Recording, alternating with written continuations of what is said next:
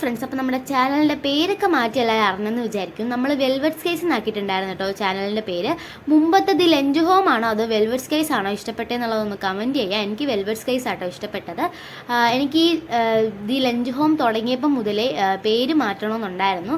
അപ്പം നല്ലൊരു പേര് ഇപ്പോഴാണ് കിട്ടിയത്. എങ്ങനെ ഉണ്ടെന്നൊക്കെ ഉള്ളതൊന്ന് കമൻറ്റ് ചെയ്യുക. പിന്നെ കുറേ നാളായി നമ്മൾ വീഡിയോസൊക്കെ ഇട്ടിട്ട് എനിക്ക് പനി ആയതുകൊണ്ടാട്ടോ വീഡിയോസ് ഒന്നും ഇടാനത്. അപ്പോൾ എന്തായാലും ഒരു കുക്കിങ്ങിൽ തന്നെ അങ്ങ് സ്റ്റാർട്ട് ചെയ്യാമെന്ന് വിചാരിച്ചു. ക്രാഫ്റ്റൊക്കെ വഴിയേ തന്നെ വരുന്നതായിരിക്കും.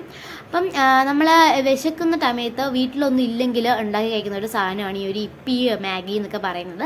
എനിക്ക് ഇപ്പി ആട്ടോ ഫേവറേറ്റ്. അതുകൊണ്ട് ഞാൻ എപ്പോഴും ഇപ്പി തന്നെയാണ് ഉണ്ടാക്കി കഴിക്കാറ്.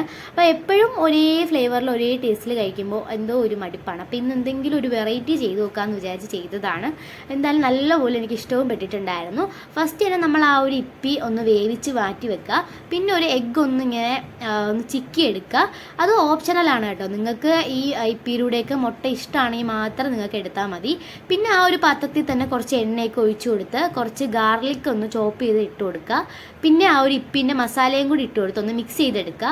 പിന്നെ നമ്മൾ ആ വേവിച്ചിട്ടുണ്ടായിരുന്ന ആ ഇപ്പിയും കൂടി ഇട്ട് കൊടുത്ത് ഒന്ന് മിക്സ് ചെയ്ത് നന്നായിട്ടൊന്ന് മിക്സ് ചെയ്തെടുക്കുക.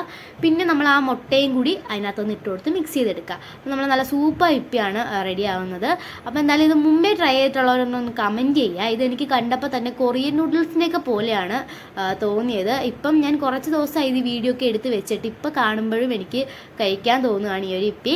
അപ്പോൾ എന്തായാലും എനിക്ക് ഭയങ്കര ഇഷ്ടപ്പെട്ടു.